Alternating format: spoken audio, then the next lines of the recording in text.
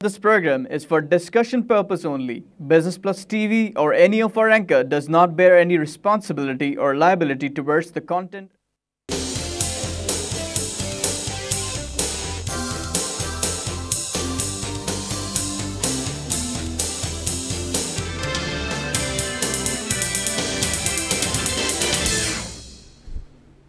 नाज़रीन, welcome to the market show. मैं हूं अली नासिर। आज जिस मौजू के ऊपर गुफ्तगू करेंगे जनाब, वो जो चर्चा था बड़ा एमनेस्टी स्कीम का, ये हो जाएगा वो हो जाएगा, एमनेस्टी स्कीम आने के बाद इस तरह से ठीक हो जाएगा, उस तरह से ठीक हो जाएगा, और जगह जगह से शाबाशियाँ लेकर आया गया और बड़ी खुशियाँ मनाई गई। बैनुल-अक़वामी इदारों से भी इस बात की शाबाशी ली गई कि हमारी एमनेस्टी स्कीम बड़ी कामयाब है। और उस सिलसिले में हुआ क्या, उसके बारे में हम मालूम करना चाहेंगे। आज हमारे साथ बड़ी अहम मेहमान शामिल गुफ्तगू होंगे जनाब अली ए रहीम साहब, former president Karachi tax bar association, और मज़ीद तारुफ के मोहताज नहीं है, बारहा हमारे प्रोग्राम में तशरीफ़ लाते हैं।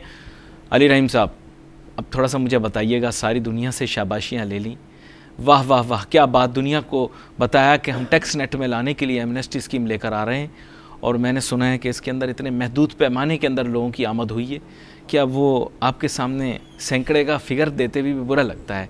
ऐसा मुझे सुबह में बता रहे थे ज़राए अबलाग में से पढ़ के एक साथी कि इस तरह का बुरा हाल है कि कोई जो तवक्को थी वो तो एक अलहदा चीज़ है, जो तवक्को से कम थी वो भी एक अलहदा चीज़ होती है, जो तवक्को होती ही नहीं है या जो ख्वाबो गुमान में भी नहीं होता, जो आम आदमी भी जिसको सुन के मुस्कुरा दे, उतने लोगों ने जनाबे वाला इससे फ़ायदा उठाया। एमनेस्टी स्कीम के माने होते हैं कि लोगों के लिए सहल आसानी पैदा करना। तो ज़रा इस बारे में मैं चाहूँगा मुफस्सिल अंदाज में हमें बताइए कि ये क्या चीज़ है, हुआ। बिस्मिल्लाहिर्रहमानिर्रहीम। पहले तो इन्होंने एक एमनेस्टी का नाम चेंज कर दिया है, इन्होंने रखा वॉलंटरी ये जो भी डिस्क्लोजर ऑफ अकाउंट, क्या कुछ इसी तरह की कोई चीज़, वॉलंटरी डिस्क्लोजर अल्फाज जो इस्तेमाल किया है, न्यू उसका नाम इस्तेमाल जो उन्होंने किया है वो वॉलंटरी टैक्स कंप्लायंस स्कीम। आप उसे सर कुछ भी कह लें, लोग तो उसे एमनेस्टी बोल रहे हैं ना।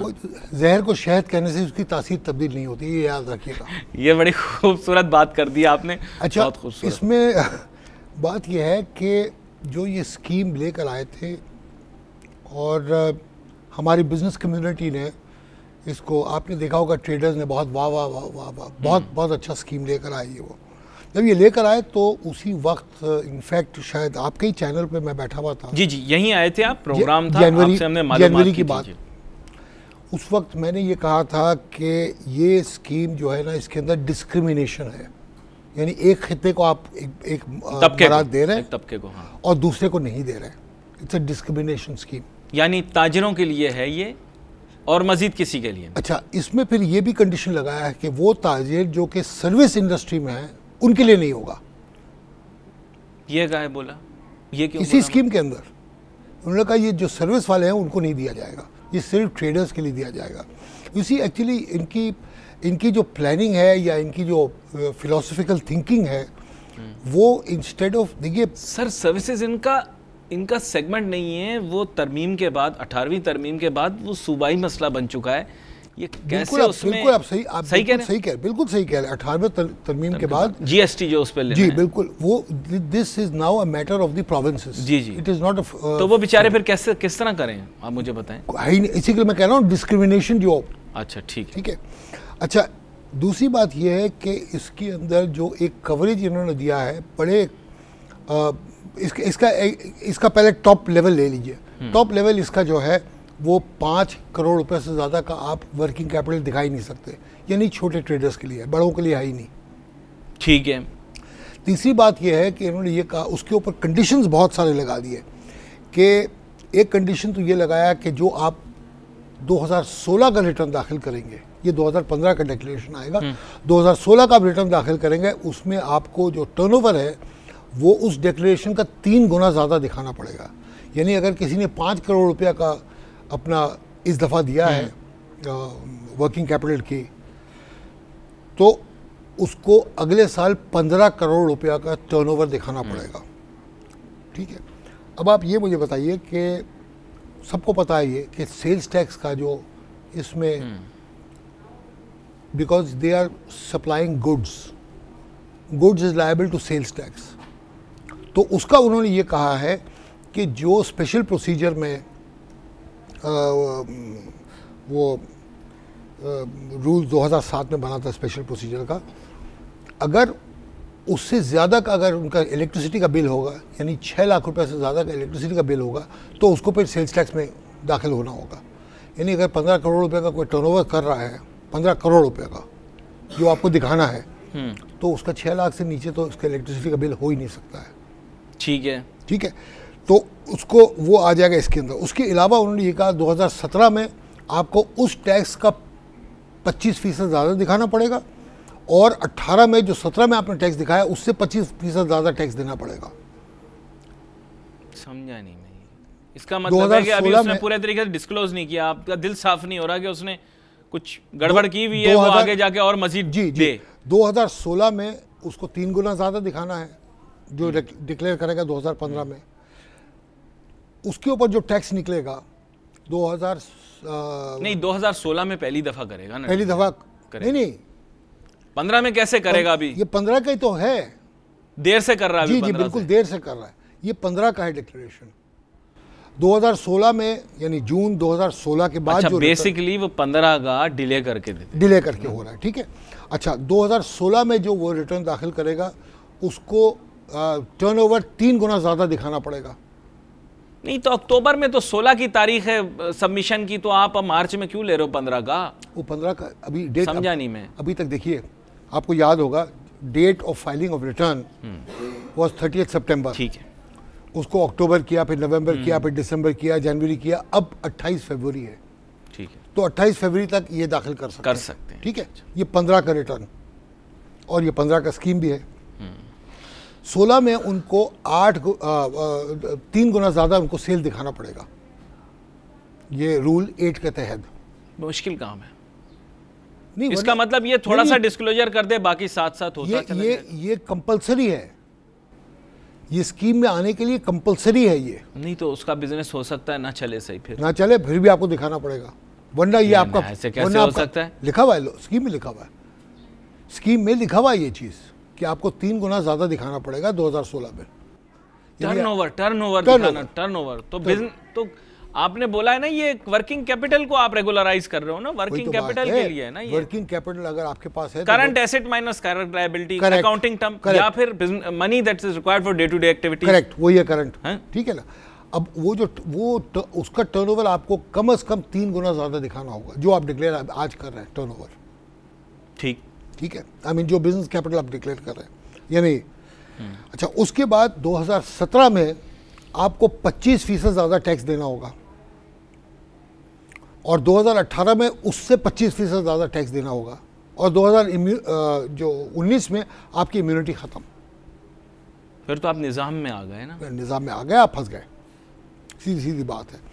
अच्छा, आप देखिए फंस गए लफ्ज़ इस्तेमाल कर रहे हैं, बिल्कुल अल्फाज बिल्कुल मैं ओपनली कह रहा हूँ कि देखिए इस तरह की स्कीम्स जो है ना, दिस डज नॉट शो, यानी मार्केट में आप देखिए ना, अगर आज कितने दिन हो गए, ये जनवरी में भाई जो अल्टरनेटिव आपने डिस्कस किया था, जो आज से 3 साल पहले भी मैंने प्रोग्राम किया था, फिर 2 साल पहले भी आपने मुझे बताया था, फिर 1.25 साल पहले भी हमने प्रोग्राम किया था, आपने कहा वो भी स्कीम है, एमनेस्टी स्कीम है, वो उसमें क्या फ़र्क है? देखिए जो मैंने स्कीम बना के दिया था गवर्नमेंट ऑफ पाकिस्तान को, और मैं आज भी कहता हूँ, देखिए ये गलत है कि मैं स्कीम बना के दे रहा हूँ, इसलिए कि मैं आपको कह रहा हूँ 30% आप टैक्स दो, और वहाँ मैं लिख रहा हूँ कि 2% में आदमी जान छोड़ जाए।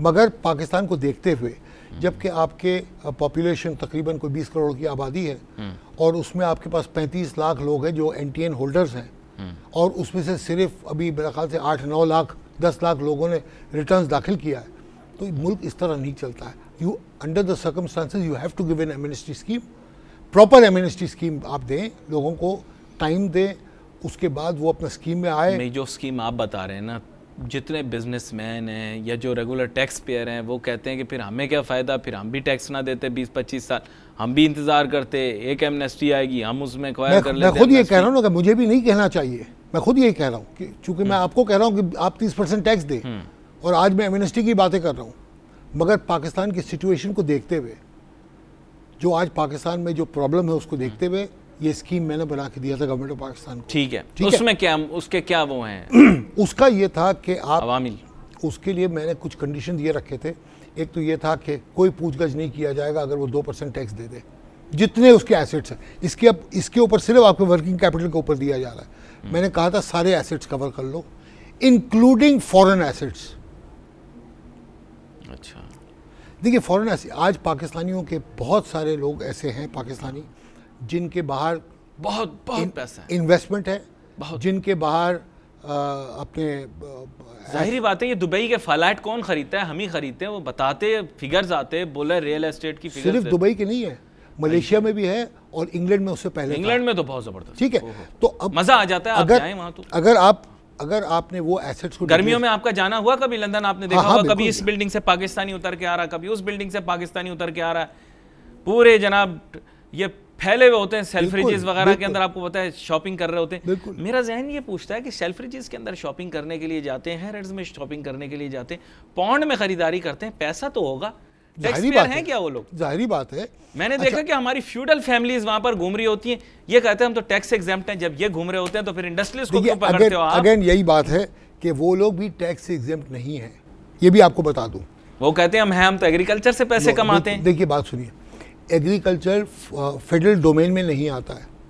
By virtue of the constitution it comes under provincial domain. Okay, ठीक है। अच्छा, अब सिंध एग्रीकल्चर इनकम टैक्स का एक लॉ बना हुआ है, पंजाब एग्रीकल्चर इनकम टैक्स का लॉ बना हुआ है, उसकी इम्प्लीमेंटेशन नहीं हो रही। असेसर ही नहीं है तो कहां से इम्प्लीमेंटेशन होगी? वही तो बात है ना। देखिए अब हमने ये कोई 4-5 साल पहले की बात है, मैंने सजेस्ट ये किया था कि यही जो टैक्स का निज़ाम है इसको अगर आप इम्प्रूव कर लेते हैं। देखिए इस वक्त सर एक ब्यूरोक्रेट मुझे मिले, उन्होंने मुझे कहा कि आप हमेशा ये कहते हो एग्रीकल्चरल इनकम टैक्स, कहते हैं ये गवर्नमेंट की डोमेन ज़रूर है लेकिन without professionals in this field हम काम नहीं कर सकते। बोले हम इल्म हासिल करने के लिए जाएं तो हम किससे रुजू करें? कोई एक भी टैक्स एक्सपर्ट नहीं है जो आज तक हमें कोई तरीका बता सका हो कि प्रॉपर असेसमेंट करने का तरीका क्या है। एक भी कोई टैक्स एक्सपर्ट नहीं है। बैठ जाए मेरे साथ, एक भी नहीं। बैठ जाए मेरे साथ, मैं उनको बता दूंगा किस तरह होगा। देखिए 2-3 तरीके हैं। एक तरीका तो ये होगा कि जितनी आपकी लैंड होल्डिंग है उसका एक एस्टिमेट ले लिया जाए। वो बोलते हैं ये दुरुस्त नहीं है। दुरुस्त मानता हूँ, मगर आप उसमें थोड़ा सा उनको बनात भी दे दें, give them a lower rate of tax. देखिए they are contributing 20-21% of your GDP का हिस्सा जो इनका है एग्रीकल्चर का वो 21% है, और उनका जो टैक्स कंट्रीब्यूशन है वो 1% भी कह रहे सर लैंड होल्डिंग स्कैटर्ड है बड़े लैंड होल्डर्स की, और मिडिल क्लास इतने पैसे नहीं कमाता, वो तो हमारे इनकम टैक्स ब्रैकेट में नहीं आता। और ने कहा उसके अलावा तो ये जो 60% गरीबों की बात करते हैं कि मुल्क के अंदर है, वो ज्यादातर रूरल एरियाज के अंदर है। अब मैं उनके सवाल का जवाब क्या दूं? अब आप बताएं। उन्होंने बोला आप लोगों से डिस्कस करते हो, गरीब आदमी वहां पर है, मिडिल क्लास उतना कमाता नहीं, लार्ज लैंड होल्डर की स्कैटर्ड प्रॉपर्टी कहां से जा के किधर पकड़े। अच्छा, लास्ट आप इंटीरियर कब गए थे? इंटीरियर सिंध, इंटीरियर पंजाब कब गए थे आप? अभी गए होंगे? नहीं, 2-3 साल हो गए नहीं। ठीक है, ये मुझे बताइए कि वहाँ जो गाड़ियाँ चल रही होती है वो कौन सी गाड़ियाँ चल रही होती है? सर वो चंद लोगों के पास होती है। मैं मानता हूँ, वही चंद लोगों को आप पकड़े ना पहले। वो चंद लोग कहते हैं कि एक्यूमुलेटेड लॉस है, और वो आपको अपने वो डिफॉल्टेड लोन्स भी दिखा देते हैं जो उन्होंने पहले लिए हुए थे। आप बीट करें उसको। मेरी बात सुनिए। देखिए for people who are in the agricultural sector, अगर उनकी भी आमदनी 4 लाख से ज़्यादा, आई थिंक लॉ में, उस लॉ में 3 लाख लिखा हुआ है, मगर चले इनकम टैक्स में हमारा 4 लाख से ज़्यादा है, तो उनको भी टैक्स देना चाहिए। They have to. ठीक है, फेडरल गवर्नमेंट ना कलेक्ट करे, प्रोविंशियल गवर्नमेंट कलेक्ट कर ले। वो कहते हैं हम आबियाना दे रहे हैं, देते हैं, हम धल दे रहे हैं। यस। आबियाना क्या होता है? आबियाना इज वाटर टैक्स। यस। तो आप अपने घर के ऊपर भी तो दे रहे हैं वाटर टैक्स, दे रहे नहीं? दे रहे हैं ना। तो फिर आप क्यों इनकम टैक्स दाखिल करते हैं अपना किराए के ऊपर? नहीं कर। मैं आपको एक चीज बता, छोटी सी सर खादी में कर्ज करना चाहेगा, आपने यहाँ पर एक बात कर दी। सर पहली बात यह है कि सबसे पहले रेंटल इनकम के ऊपर, रेंटल इनकम की एक बात करते हैं। आपको पता है हमारे मुल्क के अंदर क्यों रजिस्टर्ड रेंटल एग्रीमेंट्स नहीं बनते? इस वजह से नहीं बनते क्योंकि आपका इर्रेशनल टैक्स रेजिम चलता है म्यूनिसिपल अथॉरिटीज के पास। बिल्कुल सही है। अगर आप उसको रैशनलाइज कर दें, यकीन करें हर एग्रीमेंट रजिस्टर्ड होगी और तमाम लोग सिक्योर होंगे उस एग्रीमेंट के अंदर। लेकिन अनफॉर्चुनेट एस्पेक्ट क्या है कि जो थिंकर्स थे उन्होंने वो गोरों के ज़माने का रूल चेंज नहीं किया। आज आपकी असेसमेंट अगर एक्चुअल रेंट्स के ऊपर होना शुरू हो जाए ना, यकीन करें सर, अगर असेसमेंट आज एक्चुअल रेंट्स, म्यूनिसिपल अथॉरिटीज़ जो है ना उनके कॉफर्स भर जाएंगे, मैं आपको बताऊं भर जाएंगे, लेकिन बहुत ही ज़्यादा अनरिलायबल किस्म की एनवायरनमेंट क्रिएट नहीं। अभी अच्छा सुनिए, एक पॉइंट रह गया था जो ढल की मैं बात कर रहा था। ढल इज प्रॉपर्टी टैक्स। ठीक है, जो आप भी देते हैं। ठीक है। Now that is not income tax. अगर मेरा कोई घर है कराची में और मैं रेंट पे दे रहा हूँ, या लाहौर में है और मैं रेंट पे दे रहा हूँ, तो उसके ऊपर मुझे इनकम टैक्स देना पड़ता है। उनका प्लीज सुन लें, खादिम से सर उनकी प्लीज सुन लें। उन्होंने कहा है कि आप रॉ मटेरियल की बात करते हैं, प्लांट एंड मशीनरी की बात करते हैं, कहते हैं विलेजेस के अंदर raw material plant and machinery के साथ आप इसको इक्वेट करें। ये मेरे पास उस तरह का एसेट नहीं है जैसा का आपका असासा है। भाई दे देना। वो कह रहा है कि ये टैक्सेबल एसेट उस तरह से टैक्स नहीं किया जा सकता जैसे आप सोच रहे हैं। कह रहा है मेरा ये वर्किंग कैपिटल है, मेरा वर्क इन प्रोसेस है। ये देखिए बात सुनिए भाई, वो कह रहा है मेरी लैंड एंड प्रॉपर्टी जो है ये वर्क इन प्रोसेस है मेरी। प्रोसेस कैसे हुआ? देखिए वो फिक्स्ड एसेट होता है।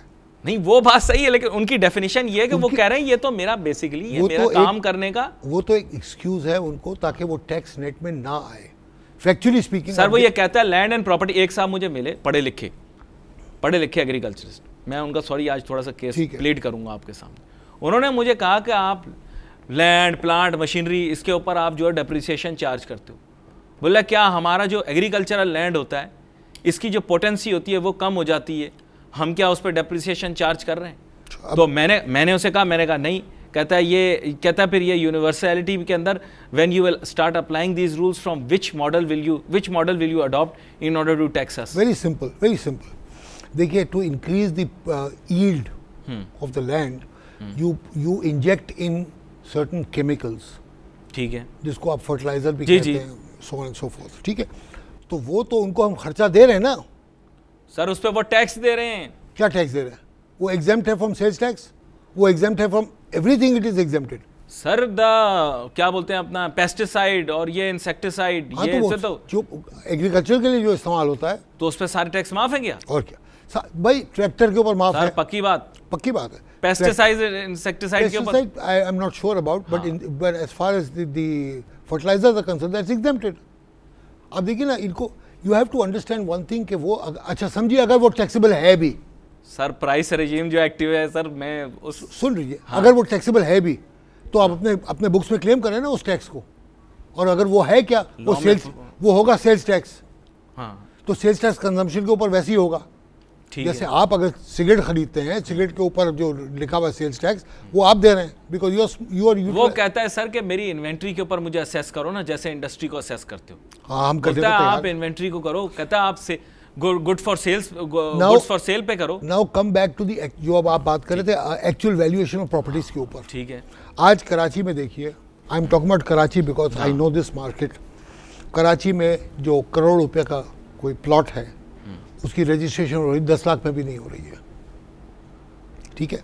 इसी के वजह से इस मुल्क में जो रीट स्कीम है, सेल रीट की बात कर रहा हूँ, नॉट रेंटल रीट्स, रीट्स स्कीम जो है ना पाकिस्तान में अभी तक it has not gone of the ground also. सिर्फ 2 या 3 रीट रेंटल रीट्स बने हैं जो आपके नॉलेज में होगा। जी। उसके अलावा तो रीट जो सेल रीट से पाकिस्तान में बन ही नहीं सकता, इसलिए कि अगर आप रीट कंपनी है तो आपको सब चीज़ ऑफिशियलाइज करना होगा। आपने वो फ्लैट आपने बनाया, वो आपको करोड़ रुपए में बेचना होगा। मैं रीट में नहीं हूँ, वो मैं 40 लाख रुपए पे बेचूंगा फ्लैट, तो कौन बेवकूफ़ होगा जो आपसे खरीदेगा और ज़्यादा टैक्स देगा उसके ऊपर? सर ये तो अप्लाई उन पर भी होता है जिन लोगों ने कमर्शियली, ये जैसे आप रीट का मॉडल बता रहे हैं, एक ज़माने में I think it was the 60s जब हमारे यहाँ इंश्योरेंस को, ये ख़ासतौर पे एश्योरेंस सेक्टर को बिल्ड करने के लिए हमने यही सोचा था कि हम उनके जो पैसे होंगे वो सारे रियल एस्टेट में लगाएंगे, जिसका आपको अंदाज़ा होगा बहुत सारी बिल्डिंग्स जो हैं वो उनके पोजेशन में, उन्हीं ground, it's similar to that but obviously the business model is completely different, but the aim is that appreciation in property. उनकी अपनी जो है वो सर अप्रिसिएशन उन्होंने अपने बुक्स में नहीं लिखी, तो आप हमें किस तरह से? देखिए वो अपने बुक्स में कॉस्ट दिखाएंगे, वो अपने बुक्स में कॉस्ट दिखाएंगे, जो भी उनका कॉस्ट होगा। ठीक है, मिसाल के तौर पे अगर if I have purchased a property, ठीक है ना, and let's say my grandfather purchase that property, ठीक है, फैक्ट्री लगाया, ठीक है, तो अब मैं अपने बुक्स में तो कॉस्ट ही दिखाऊंगा ना वो। और अगर मैं समझता हूं कि इसको रीवैल्यूएशन करना है तो एक रीवैल्यूएशन रिजर्व क्रिएट होता है बुक्स के अंदर जो टैक्सेबल नहीं होता है। It is just a notional value to show the banks कि जी now I can borrow so much from the banks, उसके लिए होता है। अच्छा। अदरवाइज तो मुझे कॉस्ट ही दिखाना है। आप अपने वेल्थ स्टेटमेंट में भी देख लीजिए, उसमें लिखा हुआ कॉस्ट पे डिक्लेयर करो चीज़ों को, हर जगह वही है, कॉस्ट ही है। हाँ, जब वो प्रॉपर्टी मैं बेचूंगा तो I will sell it at today's cost, ठीक है, और उसको रियलाइज करूंगा, बिल्कुल रियलाइज करूंगा, और उसके ऊपर अगर टैक्सेबल है तो टैक्स भी दूंगा, टैक्सेबल अगर नहीं है तो टैक्स नहीं दूंगा।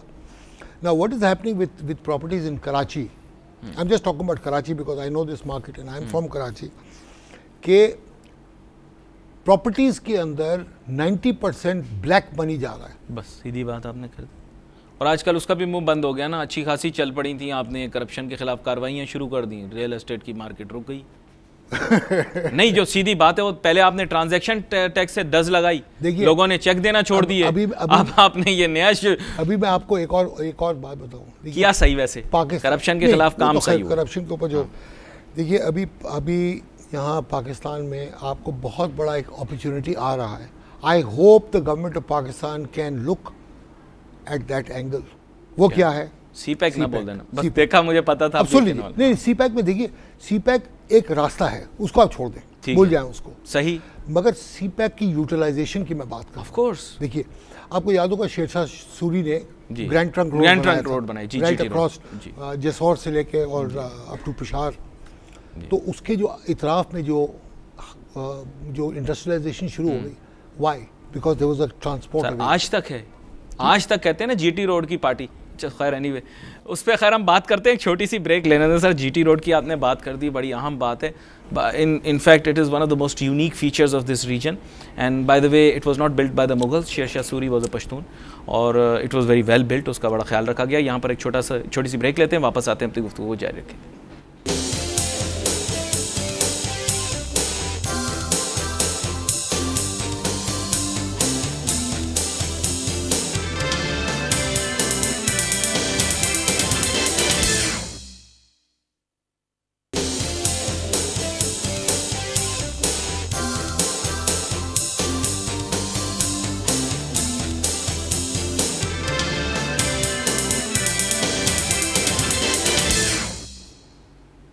नाज़रीन, welcome back after the break. क्या करें, टैक्स की भी बात हो रही हो तो घूम फिर के बाद फिर सीपैक के ऊपर आ जाती है। अली रहीम साहब, ब्रेक पे जाने से पहले टैक्स के ज़िम्न में बात करते हुए, इंडस्ट्रियल ग्रोथ के रेफरेंस में बात करते हुए वहीं ले आए कि अब पाकिस्तान के पास रेवेन्यू जनरेशन के हिसाब से ये एक बहुत ही आला जो है। अब है क्या, CPEC is going to run across right through Pakistan. Yes, ठीक है। अच्छा, अब कराची है, लाहौर है, इस्लामाबाद है, पिंडी है, फैसलाबाद है, सो ऑन एंड सो फोर्थ। ये पॉपुलेशन आपका इन्फ्लक्स हो रहा है इनटू दीज सिटीज़। उसकी रीज़न ये है कि एम्प्लॉयमेंट अपॉर्चुनिटीज़ नहीं है देहातों में या देहातों के करीब, तो लोग यहाँ आ रहे हैं, जिसको हम कहते हैं trans migration, internally trans migration. अच्छा, अब इसको अवॉइड करने, देखिए अब इस वक्त कराची, लाहौर वगैरह की जो इंफ्रास्ट्रक्चर है, it is bursting at its seems. बिल्कुल, अब आप और यहाँ दे नहीं सकते, यू कैन नॉट। आप अगर रोड पे जा रहे हैं, आप देखिए क्या हाल होता है रोड के ऊपर, यू कैन नॉट ट्रैवल। ठीक है। Now to solve this problem, right along the CPEC, north से लेकर साउथ तक, एक्चुअली इट्स नॉर्थ ईस्ट से साउथ वेस्ट तक जा रहा है, इस तरह जा रहा है। Yes yes. तो you can set up industrial zones over there. I agree. ठीक है। अच्छा, अब इंडस्ट्रियल जोन सेटअप करने के लिए आपको 3 चीज़ें करनी होगी। एक तो ये है कि उनको टैक्स इंसेंटिव देना पड़ेगा जो इंडस्ट्री लगाएगा। इस पर कितना वर्क हुआ है?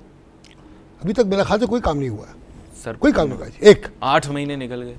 दूसरी बात यह है कि आपको दूसरा आपको हाउसिंग कॉलोनीज के वो देना पड़ेगा। दें बिल्कुल देना चाहिए। Yes, of course. ताकि लोग वहाँ जब जाके बसेंगे तो उनको वो भी चाहिए होगा, infrastructure. New cities are required. New cities are required, primarily new cities. Yes. Number 3, transportation and the infrastructure for transportation. ये 3 चीज़ें आप दे दें।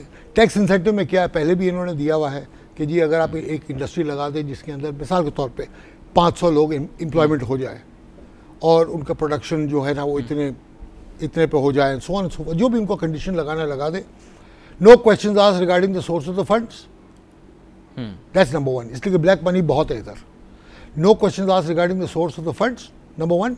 Number 2, no tax for 5 years। Let them set up the industries. 5 साल के बाद आप उनसे tax ले। I am not talking about sales tax, I am only talking about income tax here. नहीं, फिर वही बात करें, टैक्स फ्री जोन बनाए ना, आप क्यों नहीं बना रहे टैक्स फ्री जोन? देखिए, आप बना देना, आप बाहर क्यों बोल रहे रेगुलर करेंगे? आप रेगुलर करेंगे, उसके दिन पे आप आसमान पे तलवार लटका दिए। टैक्स फ्री जोन के लिए एक you must have only export industries in tax free zone. You can not have local in tax free zone. Of course, because it disturbs the competition. Wait. It disturbs the competition. But you can give a 5-year tax exemption to them. In order to encourage or let the area flourish. Maybe Exactly. Her 150 mile के ऊपर 200 mile के ऊपर वो setup कर ले, एक 10,000 एकड़ 15,000 एकड़ के ऊपर सेटअप कर ले, and it will arrive at that. देखिए एक और बहुत बड़ा प्रॉब्लम आप सॉल्व करेंगे वो है ट्रांसमाइग्रेशन का. इसमें होगा क्या, जो लोग इंटीरियर से जो शहरों में आ रहे हैं, they will move to those cities. Sir, humble plea. बात यह है कि मैं I have grown up in many cities of this country.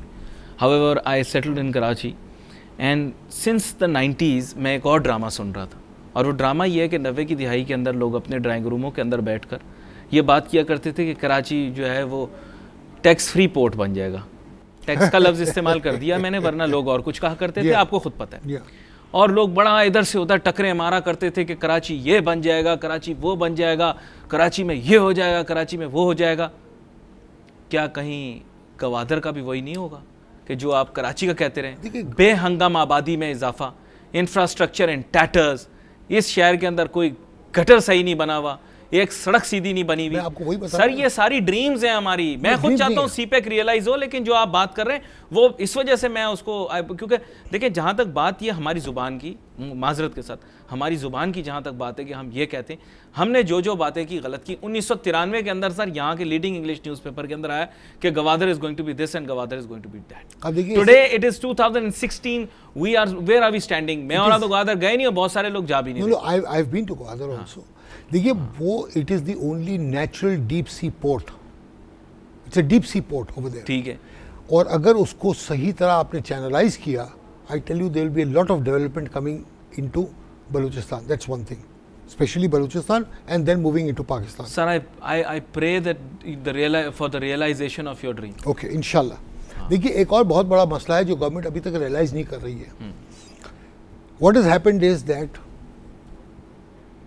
because of El Nino, which is the बहुत आम बात की आपने. ठीक है. टेम्परेचर और वेदर के जो पैटर्न होता है, पैटर्न वो पूरा चेंज हो रहा है. बिल्कुल. आप देखिए आज हम फरवरी में बैठे हुए और अब आपने एसी ऑन किया हुआ. जनवरी में भी ऐसे हालात हो गए थे.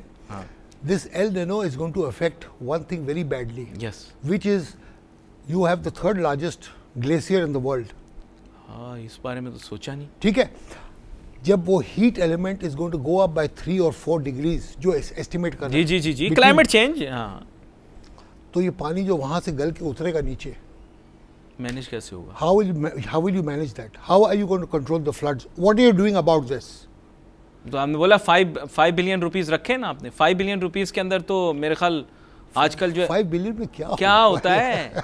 मेरे ख्याल कितने में बनी मेट्रो इससे 10 गुना. मैं वैसे बोल रहा हूँ. मैं सिर्फ आपको बता रहा हूँ मेट्रो बनी होगी. ये जो पानी जो वहां से आएगा ना, you will not be able to control it. Sir आप सेस्मिक एक्टिविटी के लिए क्या कर रहे हैं? सुबह मैं बात कर रहा था, आपने देखा होगा अखबारों में है, कल भी केपी के अंदर मेरे ख्याल जलजला महसूस किया गया. आपने उसकी प्लानिंग नहीं की, आपने इसकी प्लानिंग नहीं की. एल निनो की आप बात कर रहे हैं, this falls into the larger bracket of meteorological changes in the world. ठीक है.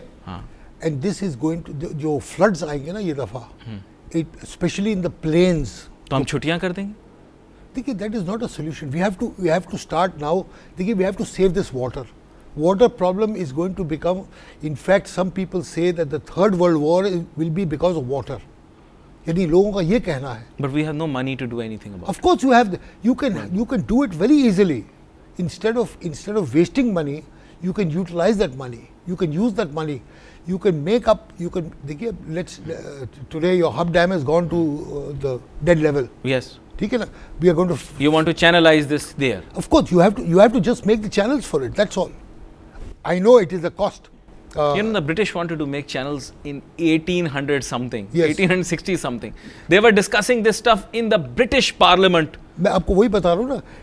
Do it here. Another thing that is going to affect you. जी. There is a very big change coming up in Balochistan now. Balochistan has now started talking about their rights. Sir वो आवाज़ हकूक़ है बलूचिस्तान वो पहले हो चुका है. नहीं ये कल परसों की बात है. वो जो सैंडिक का जो कॉपर और गोल्ड का जो है, वो उनका भी एक कॉन्ट्रैक्ट चाइनीज़ के साथ ख़त्म हो रहा है. शायद वो 1 आध साल एक्सटेंड हो जाए, but anyway that will. So you have that opportunity coming up for Balochistan. But that would be a depleted resource, sir. What about Reko-Diq, जिसके बारे में हम कहते थे कि चांद पे जितना नहीं है वो चांद के से ज़्यादा सोना हमारे यहाँ निकला है. मैंने गोरे से पूछा, गोरा कहता है अगर इतना सोना चांद पे निकल आता ना तो अब वहाँ पहुँच जाते. कहते हैं इफ़ यू वांट टू मुझे वर्ड्स उनके याद हैं. उन्होंने कहा if you want to bluff someone of that calibre. उसने कहा अगर इतना हमारे पास जितना सोना आप क्लेम कर रहे हो, आप ये कहना चाह रहे हो कि ग्लोबल वेल्थ जितनी है उसका इतना बड़ा असासा आपके पास पड़ा हुआ है, तो डू यू थिंक, उसने कहा don't you think the Chinese are rushing here for CPEC, they would have rushed here more for this Reko-Diq if you had this amount. मैंने बोला अच्छा कहने लगे वो द चाइनीज आए थे ना. देखिए ये जो चाइनीज जो CPEC बना रहा है ना, दे आर नॉट स्टूपिड. अच्छा वो resources channelize. Oh, you understand? Yes. CPEC is going to affect this. That is why I'm saying Balochistan. Very interesting aspect. Yes. Balochistan will come about as a developing. आप ये कह रहे हैं exploration activity बढ़ेगी. बिल्कुल, बिल्कुल. And Balochistan will benefit out of it. And should benefit. Why not? Because it's that is an activity. Sir थोड़ा सा मैं आपको वापस ले आऊँ. मुझे वो बता रहे हैं सोशल मीडिया के ऊपर सवाल आ रहे हैं इससे मुतालिक एमनेस्टी स्कीम के मुतालिक. वो कह रहे हैं कि वो जो एमनेस्टी स्कीम इनसे आपने पूछी थी ये बता रहे थे, आपने बीच में रोक दिए. वो एमनेस्टी स्कीम जो आप बता रहे थे वो तो एलैबोरेट कर दें सर प्लीज़. देखिए मैं ये कह रहा था कि एमनेस्टी स्कीम में एमनेस्टी देना है तो दिल खोल के दो वरना मत दो. Don't give this stingy amnesty scheme जिस तरह अभी दिया. आप कह रहे हैं यूनिवर्सल होनी चाहिए. यूनिवर्सल दे दो, give it across the board. देखिए पिछले दफ़ा जो 2008 या 9 में जो एमनेस्टी स्कीम आई थी क्यों फेल हुआ? It failed because of 3 reasons. Number 1, आपने टाइम ज़्यादा नहीं दिया था. देखिए आज अगर मेरे पास ब्लैक पैसा है और वो पैसा अगर पड़ा हुआ है किसी कमोडिटी में या कोई इन्वेस्टमेंट में, उसको आपका टैक्स पेमेंट करने के लिए मैं खोलूँगा नहीं उस पैसे को. आप मुझे टाइम चाहिए उसके लिए. दूसरी बात ये थी कि the clarification, the last clarification that came 5 days before the last date of the amnesty scheme. तो इस तरह की चीज़ें ना करें. ओपन एमनेस्टी स्कीम दे दें, कवर एवरीथिंग. फॉरेन एसेट्स की हम बात कर रहे थे, डिक्लेयर कर दो. उस पर फ़ायदा ये होगा कि being a resident Pakistani I will have to declare by world income in Pakistan.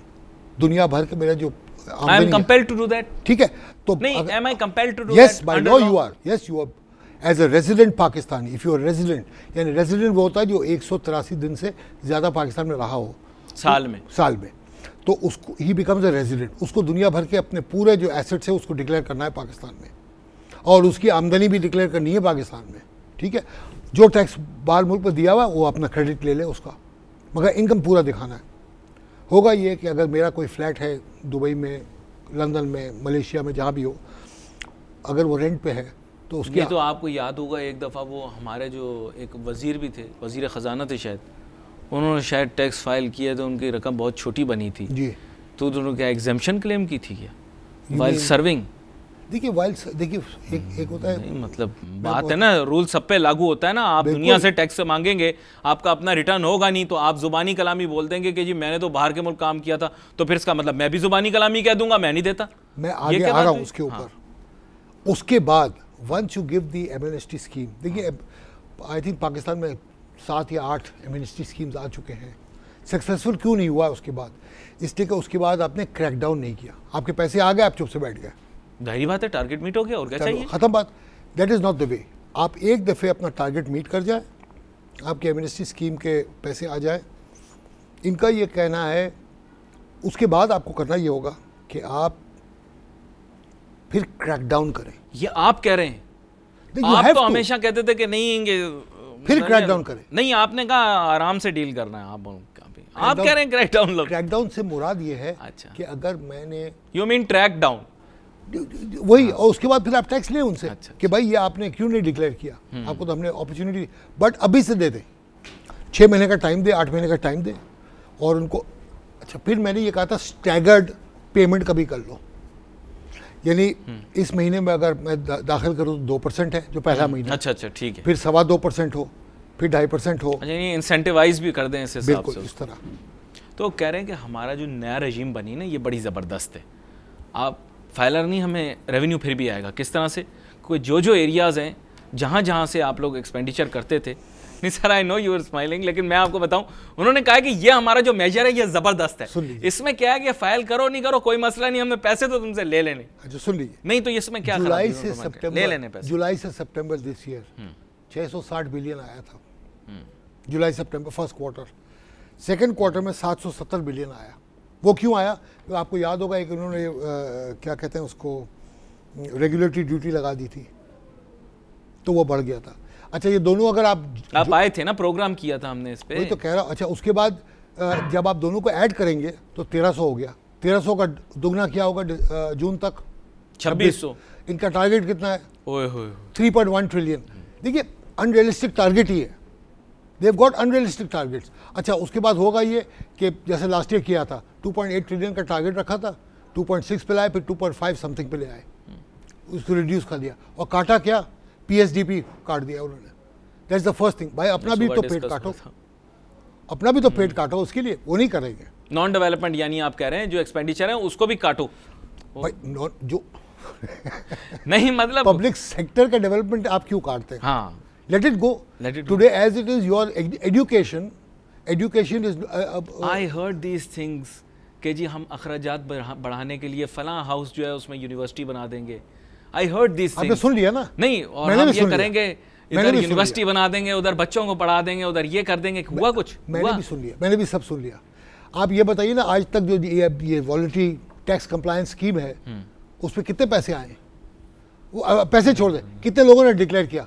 100 लोग, 110। आज सुबह की रिपोर्ट है 110, 120।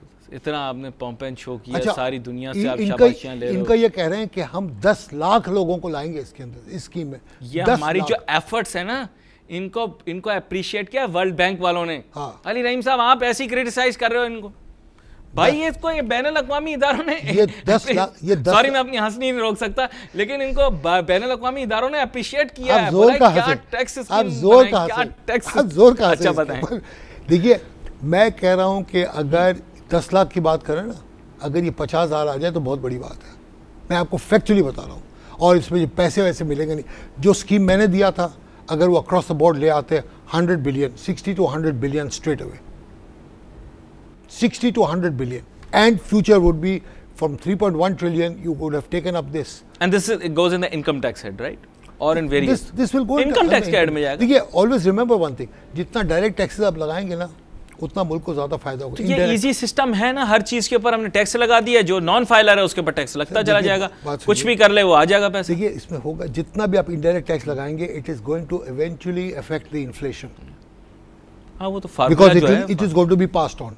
जब वो पास ऑन करेगा तो अब इसके ऊपर आपने ड्यूटी लगा दी 10 रुपया, वो दुकानदार अपने जेब से तो नहीं देगा, वो तो आप ही से लेगा। मैथमेटिशियंस तक ने प्रूव किया हुआ है कि डायरेक्ट टैक्सेशन के जो इम्पैक्ट है या उसका जो रिजल्ट है वो बेहतर है। पाकिस्तान में देखिए ना, प्रॉब्लम क्या है, 1/3 हमारा डायरेक्ट टैक्सेशन है, बाकी 2/3 इनडायरेक्ट है, और उसी को बढ़ाए चले जा रहे हैं, उसी को बढ़ाए चले जा रहे हैं एवरी ईयर।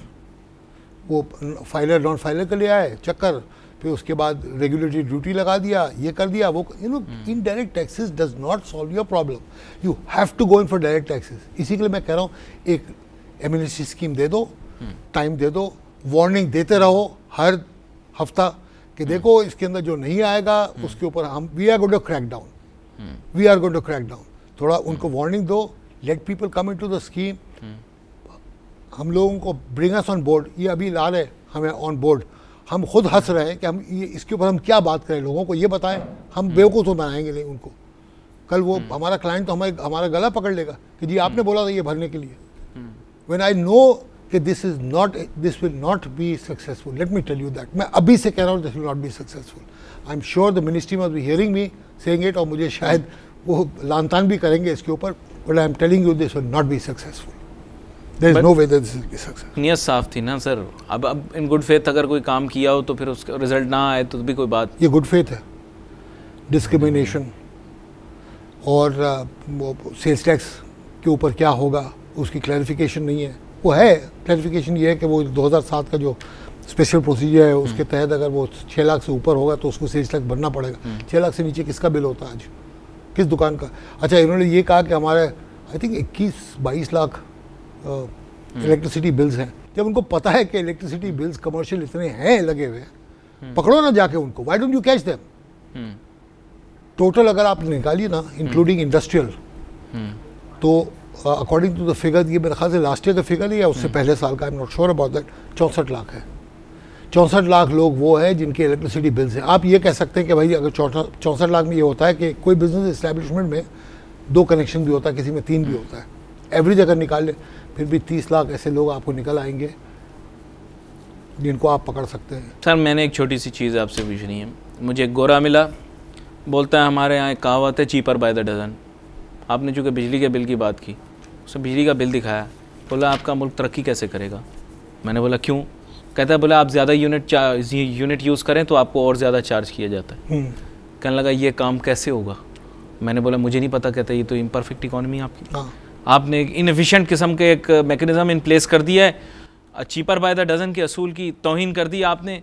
बोला वी डोंट माइंड कि अगर कोई कम यूनिट इस्तेमाल करता है, कोई पुअर है उसको सब्सिडाइज करते हैं, लेकिन कोई ज़्यादा यूनिट इस्तेमाल करता है तो उसको पिनलाइज करते हैं। ये मैंने ऐसा यूनिक देखा है। इमर्जिंग इकोनॉमीज़ का फिनोमेना है, आप इमर्जिंग ही रहोगे। मैंने कहा चलो फिर मैं चुप हो गया। मैंने बोला अगर ये बात है तो इसका तो थोड़ा बता दें। आप कहते हैं सरचार्ज, सुपरमैन वाला सरचार्ज। ये सर ये सिस्टम ये क्या है? ये आप बिजली की कीमत ज़्यादा ले रहे हो, लोग बोल रहे हैं चीपर बाय द डजन। ये तो मार्केट इकोनॉमी का असूल है, आधा तितर आधा बटेर। अच्छा, इस स्कीम के अंदर एक और चीज़ है जो मेरे जहन से निकल गया था, अभी याद आया मुझे जी। उन्होंने ऑडिट से तो आपको मुस्तस्ना करार दे दिया। अच्छा ठीक है, ये 177 है और 214C है, 214C। अच्छा, एक और प्रोविजन है 122 122 का प्रोविजन, उस पर उन्होंने एग्जेम्पशन नहीं दी है। उन्होंने ये कहा है अगर कोई कमिश्नर को इस तरह फील होता है तो वो बोर्ड से परमिशन लेगा उसका केस खोलने के लिए, इतना उन्होंने वो दे दिया। आप ये मुझे बताइए, अगर कोई कमिश्नर बोर्ड को लिखता है कि जी I want to open this case under 122, कौन बैठा हुआ है जो FBI में जो ये कहेगा ना तुम नहीं खोल सकते हो? कोई कहेगा? अपने ऊपर, अपने सर के ऊपर तलवार लेगा? वो कभी नहीं लेगा। आप कमिश्नर ने यहाँ से लिखा नहीं FBI को, वहाँ से परमिशन आ जाएगा कि जी ओपन कर लो इसको। नहीं, आपने खुद ही कहा डिस्क्रिशनरी पावर जो है रेस्ट नहीं करनी चाहिए यहाँ पे, तो फिर उसी के रिजल्ट में कहा ना कि बोर्ड को इख्तियार दें। सर ऐसे तो ना करेंगे। नहीं, सुन लीजिए, मैं वही कह रहा हूँ, डिस्क्रिशनरी पावर इनके हाथ में ना दे तो नहीं। मैं कह रहा हूँ भाई एग्जाम्पशन दे दो ना 122 से भी। जब आप ऑडिट से मुस्तस्ना दे रहे हो तो 122 में क्यों नहीं दे रहे हो आप? Why not? क्या नियत का कोई प्रॉब्लम है? क्या है? What is it? कुछ तो इख्तियार होना चाहिए। आप तो कह रहे हैं बिल्कुल ही इख्तियार नहीं। नहीं, मैं तो ये कह रहा हूँ कि भाई आप प्रॉपर एमनेस्टी स्कीम लेकर आ जाएं, अक्रॉस द बोर्ड दे दें, across the board without exception, और उसके बाद जो भी कानून का बुनियादी असूल है खत्म, give it up.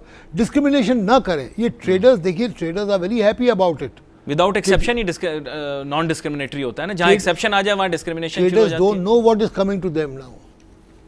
They don't, उनको समझ ही नहीं आया है अभी तक ये स्कीम। यू सी, हम स्कीम को end to if but comma full stop लगा के हम पढ़ते हैं।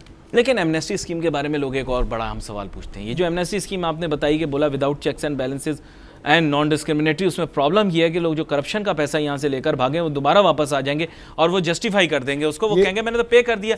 अब किस तरह से उस करप्शन को पकड़ा जाए जब वो बोल रहा है कि मैं जो सोर्स ऑफ इनकम है मैंने तो उसको डिक्लेयर कर दिया। अब आप बताएं किस तरह लिखा हुआ है, इसमें लिखा हुआ है वो। बताएं। जिस तरह इस स्कीम में आया है वही चीज उस स्कीम में भी ले आओ। नहीं तो प्रोसिक्यूशन तो नहीं हो सकेगी ना जब वो शख्स कह देगा कि डिक्लेयर कर दिया और उस पर टैक्स भर दिया। तो आपने टैक्स ले लिया तो लेजिटिमेट हो गई ना income, because you can only charge tax on legitimate income. अगर मैं सही बोल रहा हूं तो नहीं, इलेजिटिमेट इनकम के सर वक्त खत्म हो गया। मैं चाहूंगा एक जुमला जी, एक जुमले में बता दूं। इसके अंदर इन्होंने चेक्स एंड बैलेंसेस रखा हुआ स्कीम में भी, जो स्कीम अभी अनाउंस किया कि नारकोटिक्स का पैसा नहीं आएगा और टेररिस्ट का पैसा नहीं आएगा। वो वेरिफिकेशन करके अगर निकलता है तो आपको पकड़ लेंगे, वरना आपको छोड़ देंगे। That's what it is. मेरी गुफ्तगू अभी फिर भी अधूरी। 2-3 सवाल मेरे जहन के अंदर आपसे पूछने हैं मैंने, वो आने वाले दिनों के अंदर आपको दोबारा से बुलाना पड़ेगा प्रोग्राम के अंदर और फिर हम अपनी गुफ्तगू को मुकम्मल करेंगे। नाज़रीन, आज के प्रोग्राम दी मार्केट शो का वक्त ख़त्म हुआ चाहता है। हम मुतारिक रहते हैं, आप अपने सवाल हमें ज़रूर भेजिएगा, हम प्रोग्राम के अंदर उनको शामिल करेंगे। आज के लिए अली नासिर को, हमारी टीम को इजाज़त दीजिए। अल्लाह हाफिज़।